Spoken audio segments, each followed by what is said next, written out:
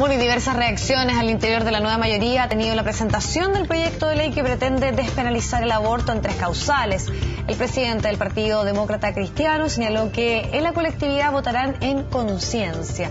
Para conversar acerca de este tema, estamos en CNN Chile con el vicepresidente de la ADC, Fuad Saín. Muchas gracias por acompañarnos, diputado. Muchas gracias a usted, Viana. Gusto saludarla. Diputado, ayer se presentó este proyecto de ley, ya ha habido muchísimas reacciones, no tan solo políticas, han generado bastante, en particular también temas a debatir, por ejemplo, lo planteado por el rector de la Universidad Católica. Pero partamos por conocer su opinión con respecto a estas 3 causales. ¿Usted las apoya? Yo creo que, tal como viene el proyecto, vienen bastante precisas, acotadas, hay que estudiar bien en detalle el contenido de las mismas, pero por lo menos respecto del riesgo de vida de la madre, cuando hay dos bienes jurídicos equivalentes que están en colisión, naturalmente que yo soy partidario de la interrupción del embarazo cuando hay riesgo real de vida de la madre. Además está relativamente resuelto también, pero de todas maneras es mejor colocarlo explícitamente en la ley. Lo segundo, efectivamente, si estamos ante una inviabilidad del feto, es decir, que no hay ninguna posibilidad de sobrevida después de el parto, yo también soy partidario de aquello si la mujer libremente lo elige, porque uno no puede efectivamente obligar a una mujer a tener durante 9 meses en su vientre a un feto que no va a poder sobrevivir, que es incompatible con la vida, la malformación que tenga, y por lo tanto ahí también uno tiene que preocuparse de la dignidad de esa mujer. Y yo soy partidario, ¿no es cierto?, efectivamente de poder despenalizarlo de las circunstancias que se señalan en el proyecto de ley. Respecto al tema de la violación, yo tengo más dudas, porque es cierto que es brutal que una mujer pueda sufrir una agresión de esa naturaleza. Pero para las mayores de edad está el tema de la píldora del día después. Y por lo tanto, los casos en que no se pueda suministrar oportunamente la píldora del día después, uno podría, entrar a debatir una situación como esta. En los casos de las menores de edad, el tema más complejo, porque habitualmente son además víctimas de este tipo de agresiones por parte de un entorno cercano, y por lo tanto no hay una denuncia oportuna, y por lo mismo, ¿no es cierto?, hay que generar ciertas normas especiales para poder establecer cuándo, en qué momento se puede interrumpir el embarazo. Yo ahí, por lo menos, creo que es importante conversar mucho más con personas que sean expertas en bioética, y tengo bastantes dudas, todavía no tengo una posición tomada. Pero me gustaría concentrarnos en esto, porque cuando usted dice tengo dudas tal vez en este tercer aspecto, es interesante saber qué podría determinar su opinión o qué podría influir. Se va a dar un debate, se van a dar conversaciones, se van a escuchar a distintos grupos. ¿Cómo, por ejemplo, un parlamentario que tiene duda con respecto a este tema puede el día de mañana sentir que más bien se inclina, por ejemplo, por no estar a favor de esta causal o estar a favor y votarla así en el Parlamento? Escuchando mucho, leyendo mucho, en el debate legislativo vamos a tener esa oportunidad, pero también como partido creo que es importante invitar a muchos expertos y poder tomar una definición absolutamente clara, informada, y hay que ver también cómo evoluciona el proyecto en la tramitación legislativa. Ningún proyecto entra al Congreso y sale de la misma manera, por lo tanto depende mucho de aquello para poder fijar una posición. Lo que sí le puedo señalar, que aquí no caben órdenes de partido, ni instrucciones de gobierno. La responsabilidad de los parlamentarios es votar en conciencia, es informarse de estos proyectos, ¿no es cierto?, y una vez que está absolutamente informado del contenido de estas distintas causales de interrupción del embarazo, votar de acuerdo a sus convicciones. Creo que eso es lo que corresponde. A mí me parecen totalmente desafortunadas las declaraciones que hemos escuchado, tratando de presionar a los parlamentarios, sobre todo de nuestro partido, para que votemos de determinada manera. Yo quiero ser muy claro. Nosotros no vamos a aceptar esa amenaza. ¿Amenazas de quién en particular? Usted lo menciona por el presidente del Partido Socialista. El Partido Socialista creo que han sido muy desafortunadas, porque además no corresponden estos temas que se pretende dar una instrucción de gobierno. El gobierno ha sido muy respetuoso incluso. Además, ¿no es cierto?, ha accedido a lo que nosotros le planteamos, que se pueda estructurar el proyecto de tal manera que los parlamentarios puedan votar de manera independiente cada una de las causales, porque hay quienes están de acuerdo con algunas causales y con otras no, hay quienes no están de acuerdo con ninguna, hay quienes no están de acuerdo con todas, pero lo democrático, lo que efectivamente no violenta la posición, es que se puedan votar las causales de manera independiente. Uno de los argumentos del diputado Andrade es señalar que esto se sabía que estaba en el programa de gobierno de la presidenta Bachelet y que al suscribir un compromiso a los distintos partidos y los distintos parlamentarios durante la elección, le parece en el fondo que no se estaría cumpliendo justamente con ese compromiso el día de hoy, al estar con ciertas dudas con respecto a aprobar o no este proyecto de ley. Bueno, el programa no es un contrato de adhesión, ¿eh? No es que uno efectivamente, por respaldar a la presidenta, suscriba todo y cada uno de los puntos que están efectivamente en el programa. Lo que nosotros siempre planteamos como partido es que el país está maduro para dar este debate, para hacer esta discusión, y que efectivamente hay distintas posiciones al interior de nuestro partido, pero nosotros al menos no vamos a forzar la conciencia ni la convicción de ningún parlamentario sobre esta materia. Por lo tanto, usted va en la línea de quienes creen que lo mejor es votar por separado cada una de estas causales. Bueno, el proyecto está estructurado de esa manera, y el gobierno además, ¿no es cierto?, nos ha garantizado, y creo que va a ser parte importante también de la labor parlamentaria, de que efectivamente esto ocurra así. Yo creo que no, y tenemos la posibilidad nosotros de pedir efectivamente la votación separada de cada uno de los artículos, de los incisos, y en eso por lo menos nosotros vamos a ser muy claros, muy firmes en exigir que eso ocurra. No vamos a permitir que esto se vote como un todo, como un solo paquete, y donde existe una presión para poder legislar en un sentido o en otro. Diputados, no tan solo han habido presiones internas de la nueva mayoría, sino que también desde la oposición señalan que habría un doble estándar en la democracia cristiana si es que vota a favor de este proyecto de ley. ¿Qué responde usted a estos llamados que hemos escuchado por estos días, estas últimas horas desde que se anunció el proyecto? Mire, la democracia cristiana en esto puede mostrar un compromiso con la vida desde la concepción hasta la muerte natural. Nosotros fuimos contrarios a la pena de muerte, nosotros fuimos defensores de los derechos humanos, cuando los mismos que hoy día se declaran pro vida, ¿no es cierto?, fueron partidarios de la pena de muerte, y muchos de ellos fueron al menos cómplices pasivos, como dijo el expresidente Piñera, de la violación a los derechos humanos. Y en este caso, nuestro principio general es la defensa de la vida del que está por nacer. Nosotros no somos partidarios del aborto libre, pero sí entendemos de que hay una realidad social extrema que se pretende resolver con un proyecto de esta naturaleza. Chile tenía efectivamente aborto terapéutico, y se eliminó hacia fines del gobierno de Pinochet, pero siempre tuvo efectivamente la posibilidad de despenalizar el aborto en distintas causales, y en eso nosotros al menos creemos que es importante tener una posición que se haga cargo de esta realidad donde hay bienes jurídicos de similar entidad que están en juego, y que nosotros creemos que hay que tener una solución legislativa para ello. Diputado, ¿para usted es válido la objeción de conciencia en el caso de los médicos que no quieran realizar abortos bajo estas tres causales? Absolutamente. Mire, si nosotros defendimos la objeción de conciencia respecto al servicio militar, ¿no es cierto?, y quienes efectivamente les violentaba poder usar un arma, aunque no sea contra otro, solamente en el servicio militar, ¿cómo no vamos a ser partidarios de que se respete la objeción de conciencia de aquellos médicos que, de acuerdo a sus convicciones, no quieran practicar un aborto, ni siquiera terapéutico? Eso también fue bastante, se especificó ayer por parte de la presidenta. Pero ¿qué pasa en el caso de las instituciones? Ya sabemos que la red UC de salud ha señalado que no se van a practicar dentro de su sistema, y además también lo ha planteado así, por ejemplo, la Universidad de los Andes, que también tiene centros de atención. ¿Qué pasa en el caso de las instituciones? ¿Pueden estar sobre la ley? A mí me parece que es legítimo siempre y cuando efectivamente ellos no tengan convenios con los sistemas públicos de financiamiento de la salud, ya sea a través de FONASA o de la ISAPRES, que de alguna manera es un sistema privado, pero que opera en virtud de la ley, ¿no es cierto? Hay un tema de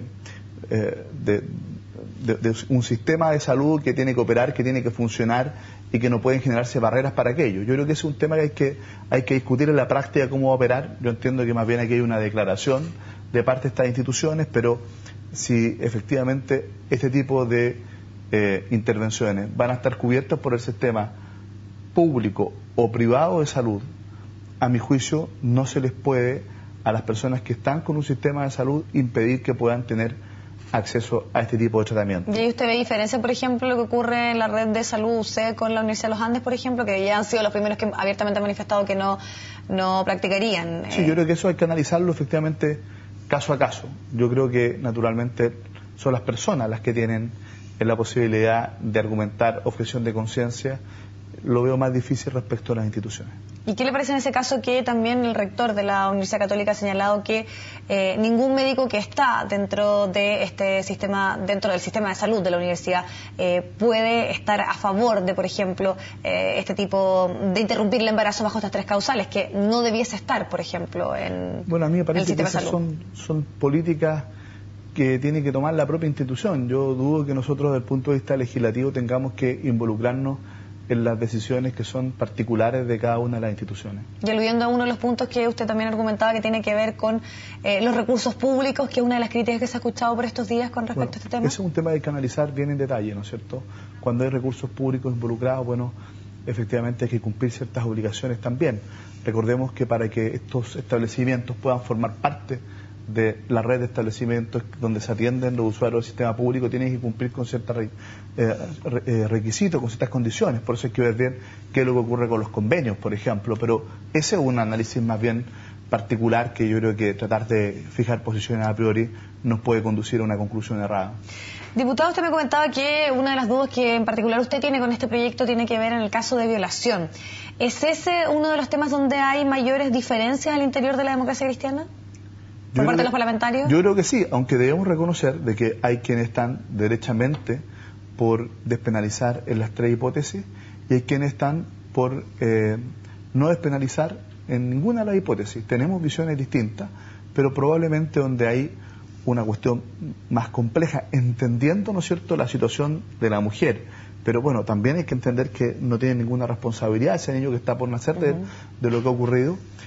Tenemos que discutirlo más en profundidad. Yo creo que probablemente en esa causal es donde existen más dudas y donde tenemos que tener un diálogo, una conversación bastante más amplia con distintas personas, ver la experiencia comparada también, ¿no es cierto?, qué es lo que ocurre con la mirada del punto de vista de la bioética, y fijaremos posiciones particulares de acuerdo a las convicciones que alcancemos cada uno.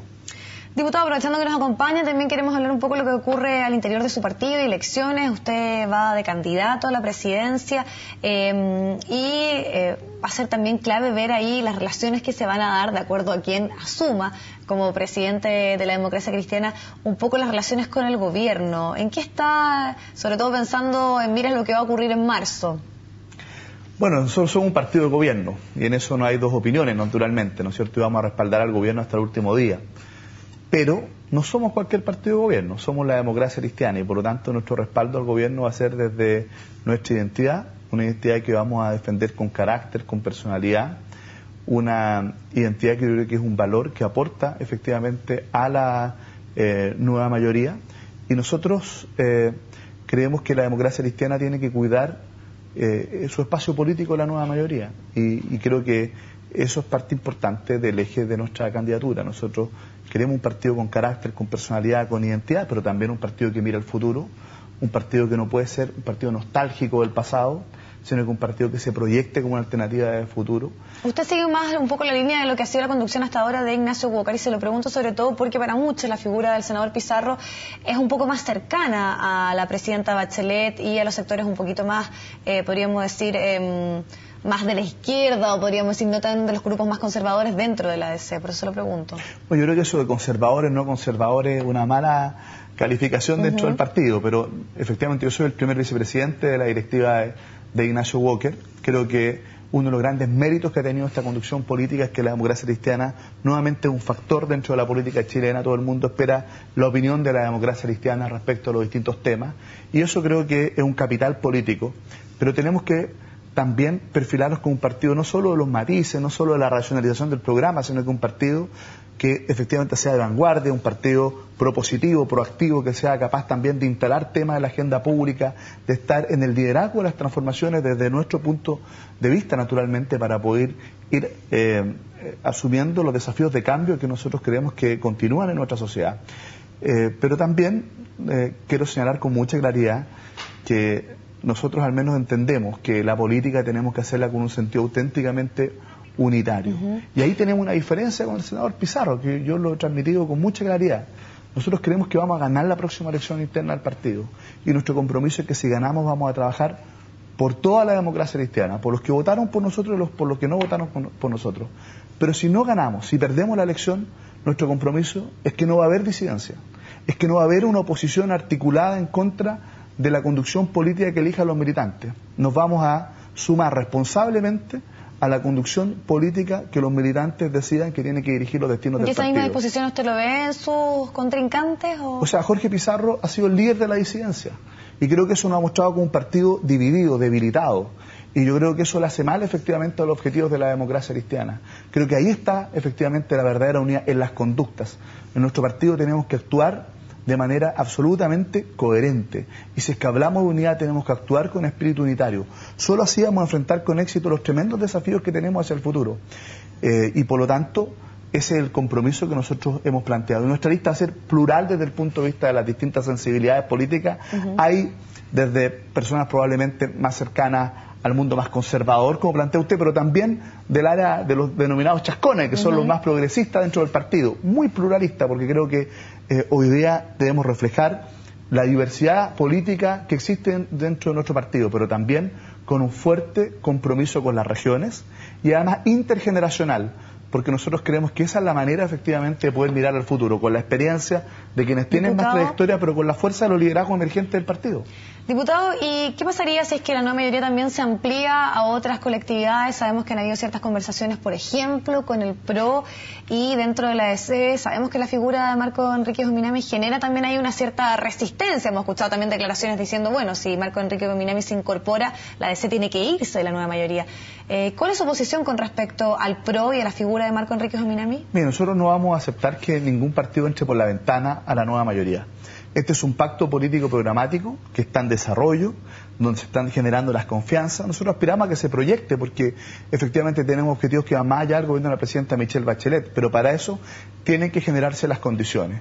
Y a nuestro juicio, cuando algunos tienen como parte de su agenda una hostilización permanente hacia la democracia cristiana o tratar de incorporar por la vía de los hechos hay quienes en su momento se fueron de la concertación, fueron claves en la derrota presidencial del año 2009 de Eduardo Frei, que además no quisieron competir en la primaria de la nueva mayoría del año 2013, que llegaron a primera vuelta, que también desde un principio descalificaron a la nueva mayoría. Recordemos, Marco Enrique Jominami decía esta la nueva pillería. La verdad es que algunos hoy día quieren incorporarlo por la ventana porque aparece un poco más perfilado en las encuestas. Creo que en política en esas negociaciones que absolutamente oportunista. Y yo creo que nosotros tenemos que actuar de manera seria, responsable, porque la única manera de tener una nueva mayoría que se pueda transformar en una coalición política de largo plazo, y para eso la democracia cristiana va a exigir efectivamente condiciones. Y nosotros creemos que incorporar liderazgos populistas, porque hoy día les conviene estar en la nueva mayoría, como ayer no le convenía, hoy día sí, creo que eso no es lo que nosotros aspiramos como un acuerdo político de largo aliento, y ahí naturalmente que se pone en riesgo la continuidad de la nueva mayoría. Perfecto. Diputado Fochtell, le agradecemos muchísimo su tiempo con nosotros acá en CNN Chile. Muchas gracias a usted. Está muy bien, vamos al corte y ya volvemos.